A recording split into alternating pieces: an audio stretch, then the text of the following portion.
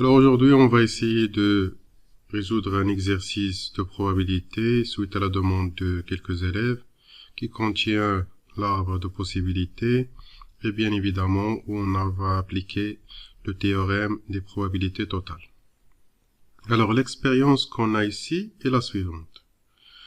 On a trois urnes, C1, C2 et C3.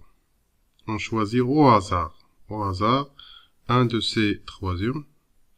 Ça veut dire c'est comme si on ferme les yeux et on choisit au hasard un urne. Donc il y a une probabilité là-dessus. Ensuite, on va tirer une boule.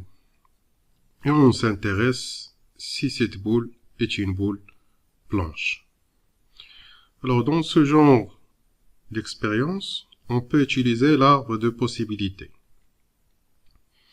Pourquoi?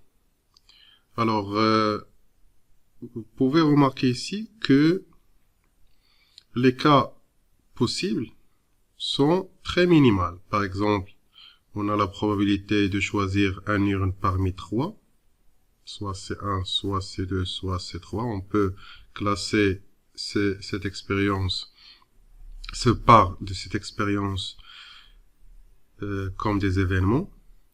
Et après, on tire une boule, et cette boule, c'est soit blanche, soit noire. Donc les cas possibles sont pas nombreux. Au contraire, lorsqu'on a les cas possibles qui sont très nombreux, là, ça devient pénible de dresser un arbre de possibilités. Deuxièmement, et dans le même contexte, alors lorsqu'on dresse un arbre de possibilités,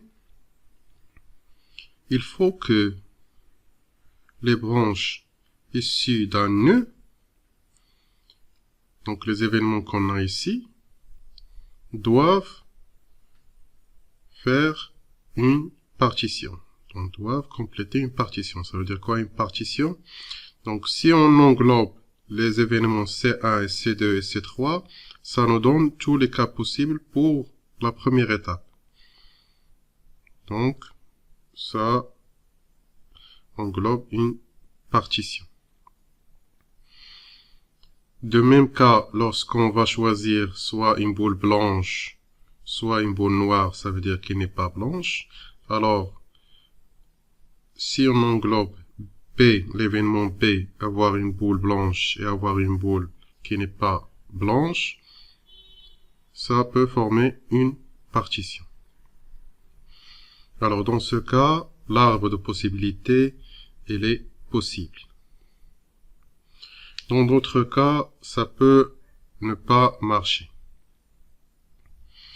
Alors voilà, donc l'expérience elle est claire. Et on commence. Alors premièrement, on a dit qu'on va dresser un arbre de possibilités. L'expérience est la suivante. On choisit au hasard un urne parmi les trois. Donc soit on choisit C1, on peut l'adresser comme un événement. Alors C1, c'est l'événement de choisir l'urne C1. Alors C2, c'est l'événement de choisir l'urne C2. Et C3, c'est l'événement de choisir l'urne C3. Donc on peut avoir soit C1, soit C2, soit C3. Très bien. Alors, évidemment, le fait de choisir une urne parmi les trois, c'est, on peut dire que on a le principe d'équiprobabilité ici. Donc les urnes, on suppose qu'on peut pas les discerner. Donc ils sont indiscernables. Donc la probabilité de choisir l'urne C1, bien sûr, c'est 1 parmi 3. Et les probabilités, on les marque ici. Donc c'est 1 parmi 3. Pour C2, c'est la même, c'est 1 parmi 3. Et pour C3, c'est la même, c'est 1 parmi 3. Remarquez ici, puisque C1 et C2, C3 forment une partition, lorsqu'on fait la sommation de 1 sur 3 et 1 sur 3 et 1 sur 3, ça doit donner 1. Donc ça, c'est la première partie de l'expérience. Alors la deuxième partie, c'est que lorsqu'on choisit une urne au hasard, on tire une boule. Alors on s'intéresse que cette boule, s'il est issu de C1, donc soit elle est blanche, donc on a l'événement B, avoir une boule blanche.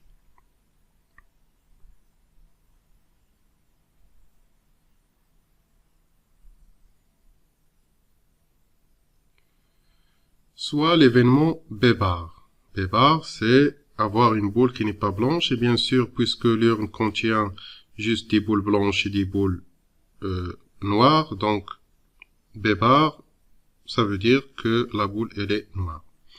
Si on choisit ces deux, donc on a deux possibilités. Donc soit la boule est blanche, soit la boule, elle n'est pas blanche.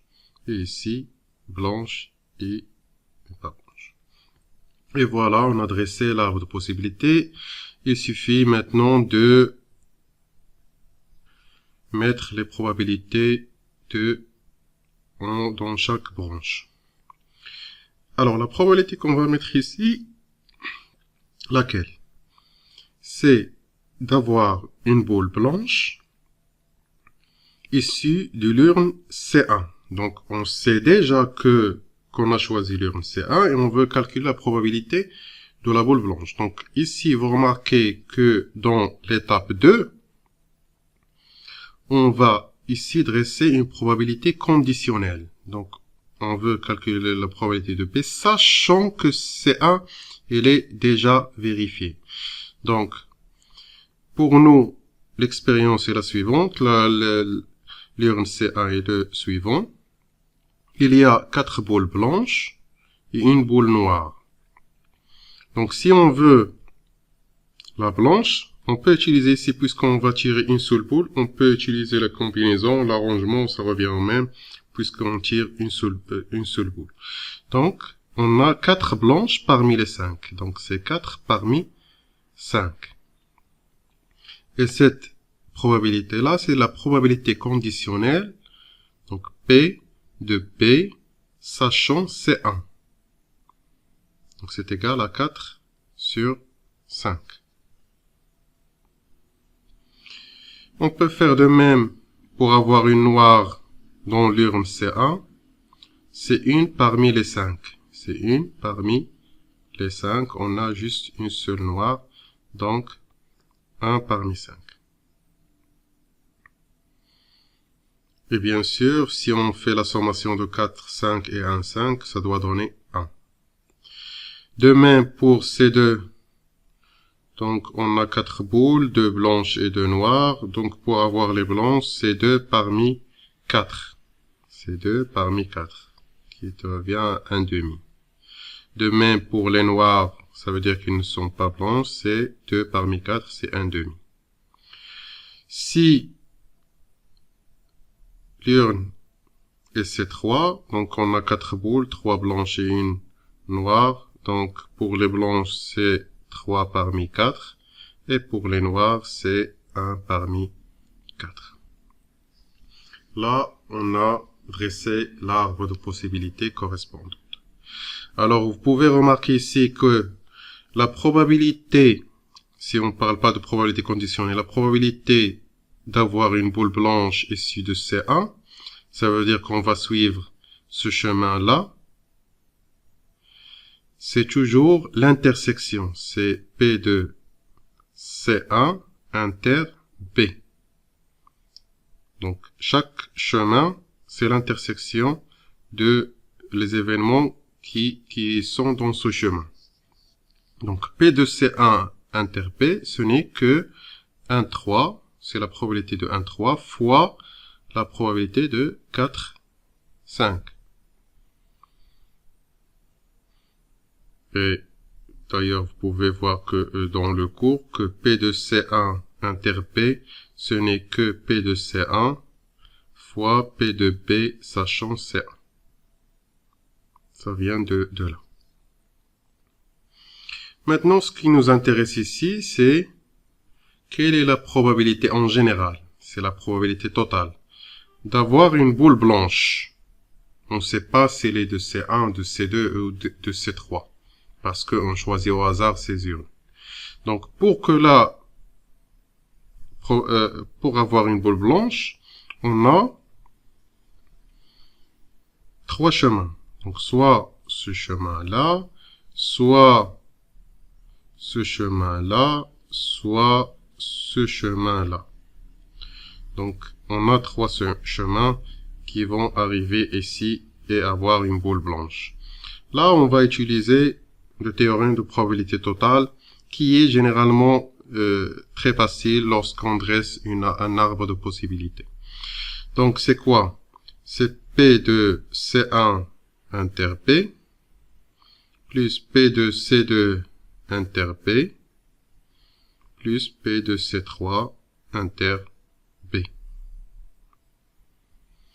Et dans l'arbre de possibilités, c'est comme si on utilise cette propriété-là, c'est 1 sur 3 fois 4 sur 5,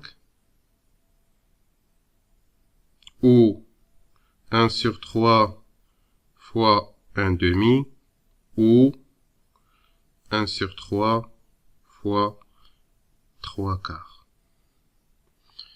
Alors, si on fait le calcul avec la calculatrice, ça va donner 41 sur 60. Alors voilà pour cet exercice où on illustre l'arbre de possibilités et la probabilité totale. J'espère que vous avez compris le principe. À très bientôt.